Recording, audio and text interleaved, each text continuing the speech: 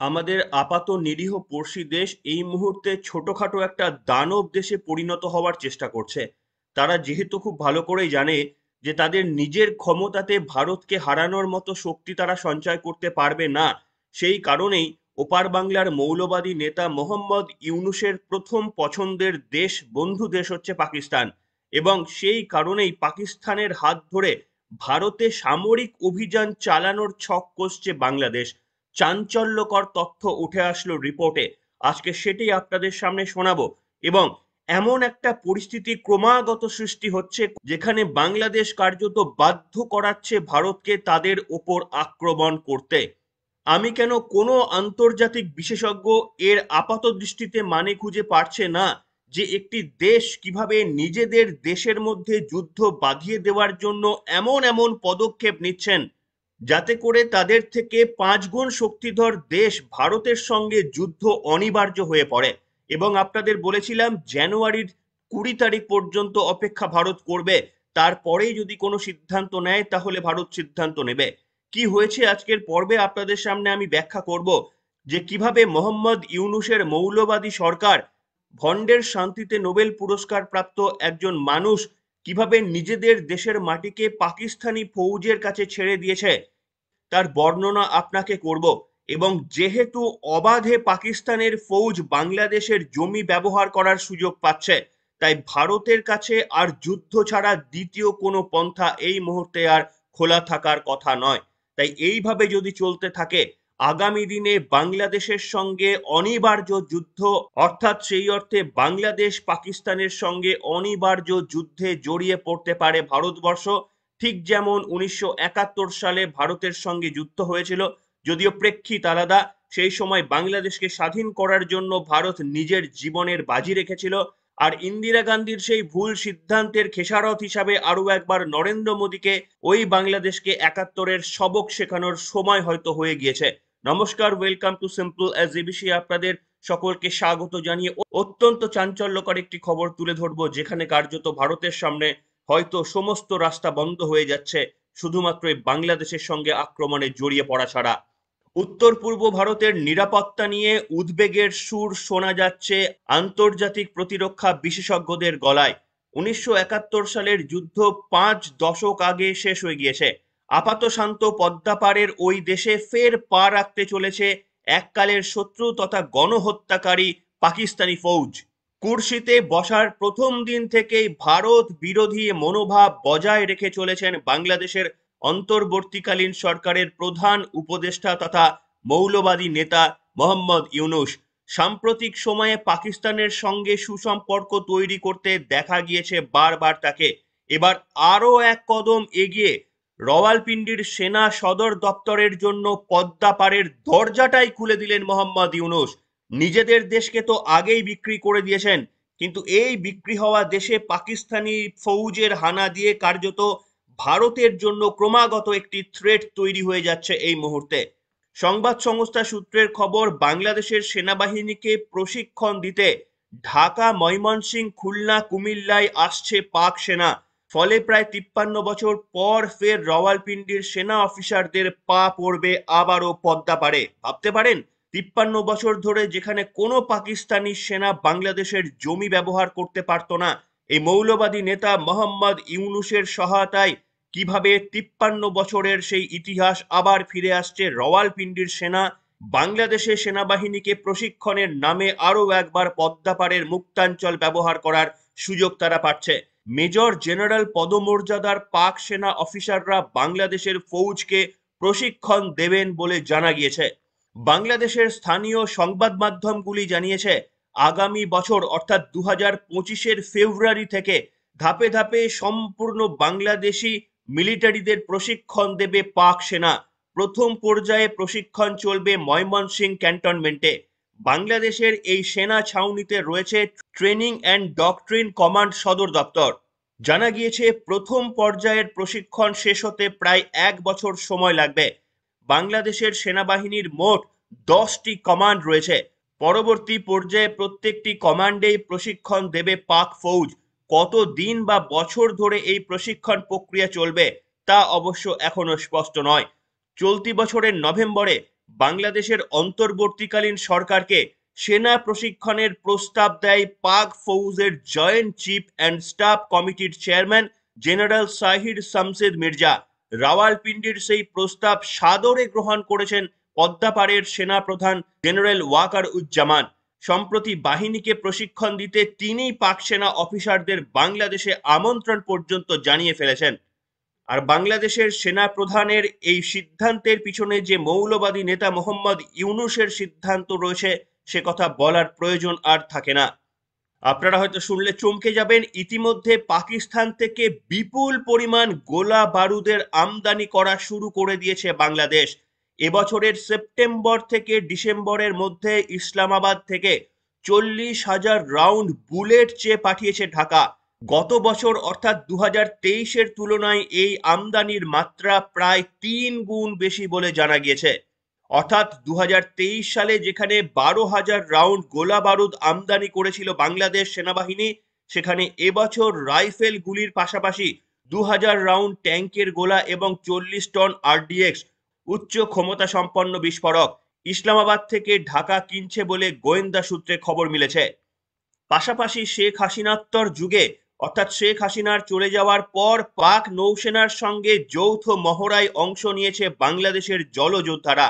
করাচি বন্দরে হওয়া ওই মহড়ার পোশাকি নাম ছিল অমন 2025। প্রায় 15 বছর পর পাক নৌবাহিনীর সঙ্গে গা ঘামাতে দেখা গিয়েছে বাংলাদেশের নৌসেনাকে। একে অত্যন্ত তাৎপর্যপূর্ণ বলে মনে করছেন প্রতিরক্ষা বিশেষজ্ঞরা। কেন তাৎপর্যপূর্ণ? না, শেখ হাসিনা বাংলাদেশের যতদিন প্রধানমন্ত্রী ছিলেন পাকিস্তানের সঙ্গে কোনো মহড়ায় অংশ নিত না বাংলাদেশের ফৌজ।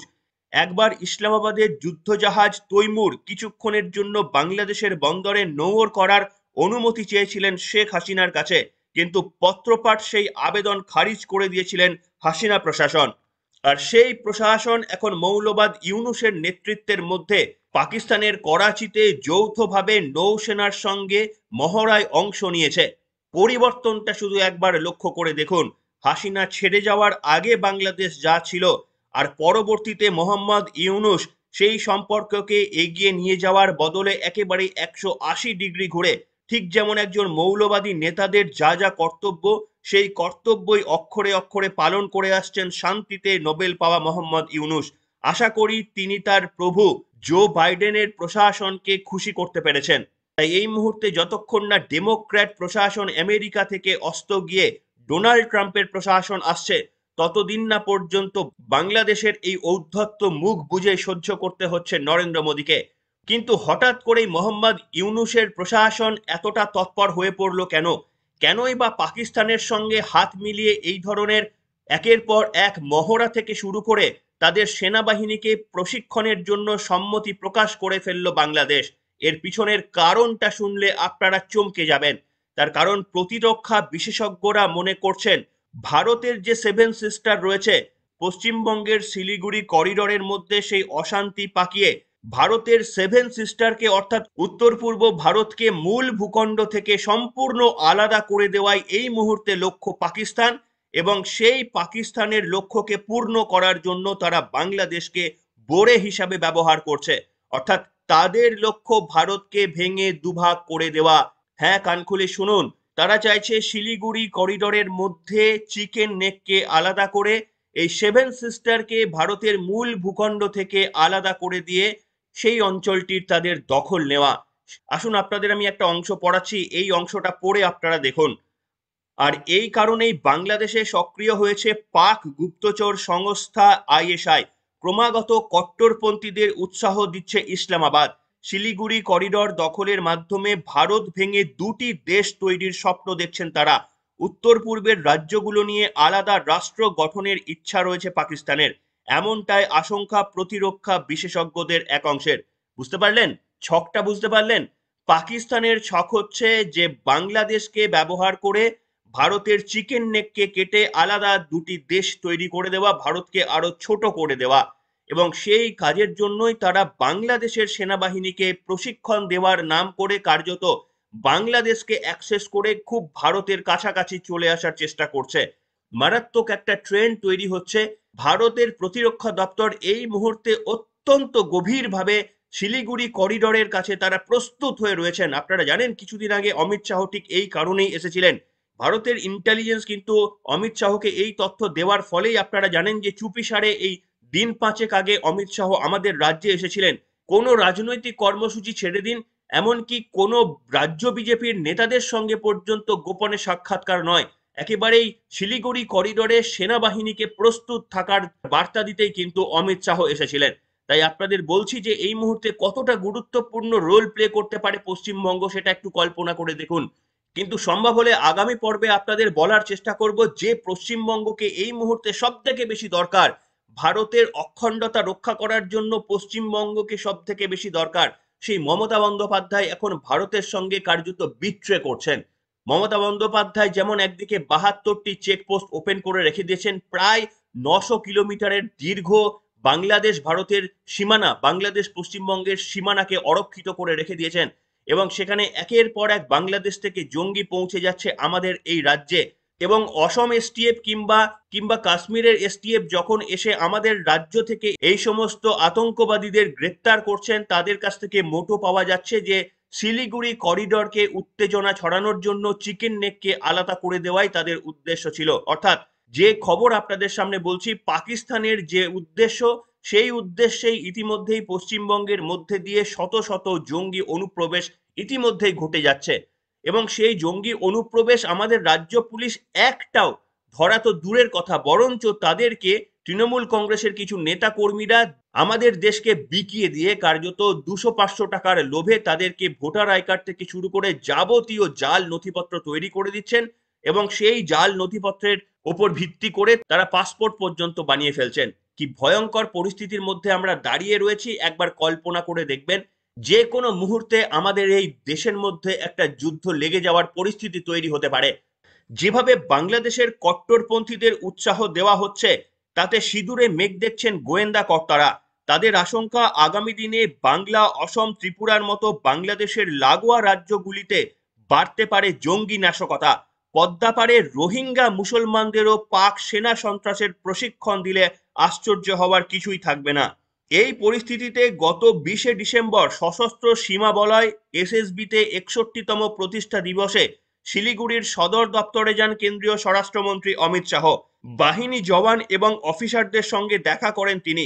বাংলাদেশের সীমান্তের অতন্দ্র প্রহরী বিএসএফও রয়েছে তারই মন্ত্রকের আওতায়। শিলিগুড়িতে মোতায়েন বাহিনীকে সদা সতর্ক থাকার নির্দেশ দিয়েছেন অমিত শাহ। এবার বুঝতে পারলেন যে কতটা গুরুত্বপূর্ণ বিষয়টি দেশের স্বরাষ্ট্র মন্ত্রকের কাছে। সরাসরি তিনি ছুটে এসেছিলেন এটা জানাতে যে তাদেরকে সদা সতর্ক থাকতে বলেছেন।